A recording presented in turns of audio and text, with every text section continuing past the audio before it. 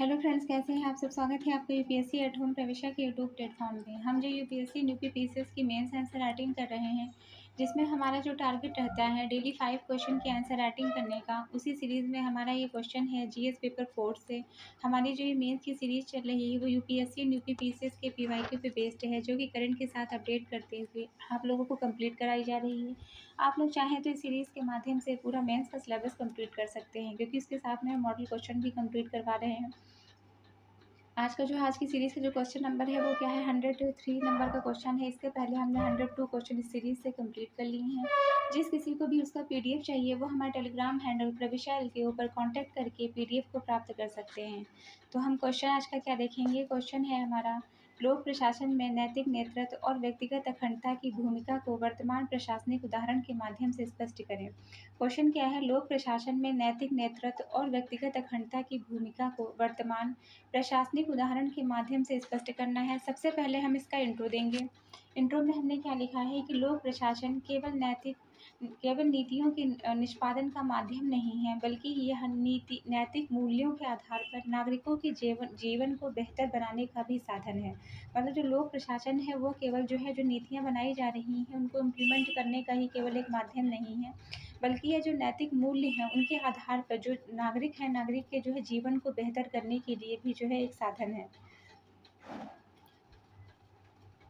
इसके अंतर्गत ऐसे में नैतिक नेतृत्व और व्यक्तिगत अखंडता किसी भी सिविल सेवक की सबसे बड़ी पूंजी बन जाती है।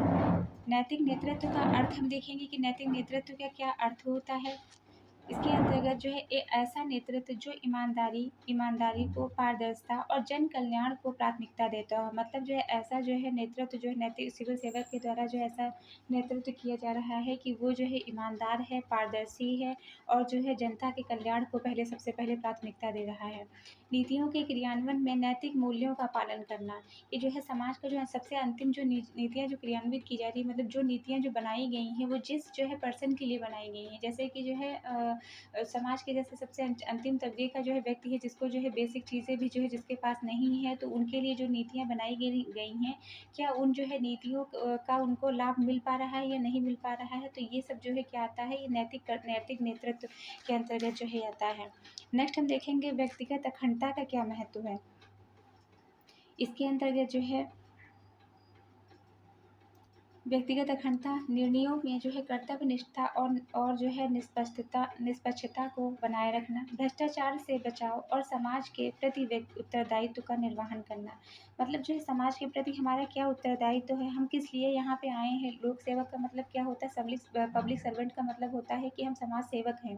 तो हमको क्या करना है, हमको समाज की सेवा करनी है। तो हम वहाँ पे जा रहे हैं, तो उस हमारी जो ड्यूटी है हम उसको फुलफ़िल कर पा रहे हैं या नहीं कर पा रहे हैं। जिस ड्यूटी के लिए हमें मतलब गवर्नमेंट पैसा दे रही है, या हम जिसके लिए इतनी मेहनत कर रहे हैं, जिस चीज़ के लिए हम वहाँ पहुँचे हैं, मतलब वहाँ पहुँचने के बाद भी क्या हम उस चीज़ को पूरा कर पा रहे हैं कि समाज का सबसे पिछड़ा वर्ग है, जिनके कल्याण के लिए जो नीतियाँ बनाई जा रही हैं, उन नीतियों का हम समुचित रूप से क्रियान्वयन करवा पा रहे हैं या नहीं करवा पा रहे हैं, कि उस तबके के व्यक्ति को उसका लाभ मिल पा रहा है। तो ये क्या है कि इससे मतलब ये समाज के प्रति उत्तरदायित्व का निर्वहन करते हैं। फिर प्रशासन में इनकी भूमिका को हम देखेंगे, जन विश्वास और निर्माण में सहायक होते हैं। ये क्या करते हैं, ईमानदार और नैतिक नेतृत्व नागरिकों के बीच में क्या करता है, विश्वास पैदा करता है। संकटों में नैतिक निर्णय लेने की क्षमता, इसके अंतर्गत संकट काल में विवेकपूर्ण निर्णय ले पाते हैं। नैतिक नेतृत्व जनहित को सर्वोपरि रखता है, जैसे कि महामारी या आपदा के समय। दूसरा क्या है, अधीनस्थ कर्मचारियों के लिए आदर्श प्रस्तुत करना, और अपने से अधीनस्थ अधिकारी हैं, मतलब नैतिक उदाहरण द्वारा प्रेरणा देना। नेता का आचरण अधीनस्थों और आम जनता के लिए आदर्श बनता है।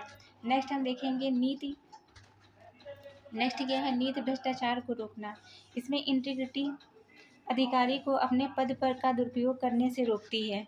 तो इसके संदर्भ में हम कुछ उदाहरण देखेंगे। इसके अंतर्गत एस.आर. शंकरन आईएएस, जिन्होंने क्या किया, दलित कल्याण में योगदान दिया। अरमा सेन गुप्ता बिहार के डीएम है, जो कि बाढ़ राहत में पारदर्शिता इन्होंने दिखाई। तो ये हमने जो है क्या किया, हमने जो है क्वेश्चन का मेन बॉडी का पार्ट कंप्लीट कर लिया है और जो है अब हम इसका कंक्लूज़न देंगे। अतः जो है इसके संदर्भ में हम नैतिक सिद्धांतों के संबंध में कुछ बात कहना चाहते हैं कि इसमें जो कांतवादी जो नैतिकता है उसमें क्या कहा गया है कि जो कर्तव्य निष्ठा है वो क्या है, सर्वोपरि है। और असुविधा सहकर भी सही निर्णय लेना चाहिए। अच्छा नेतृत्व अच्छे गुणों से आता है, जैसे साहस, करुणा और ईमानदारी।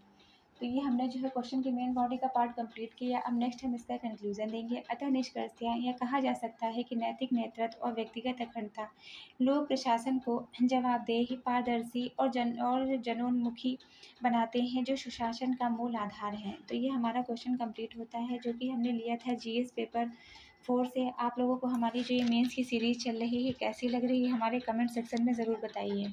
तो ऐसे ही पढ़ते रहिए, लाइफ में आगे बढ़ते रहिए। यूपीएससी एट होम प्रविशा के साथ में मेंस आंसर राइटिंग प्रैक्टिस करते रहिए, क्योंकि जब तक लिखेंगे नहीं तब तक लिखना नहीं आएगा। Thank you.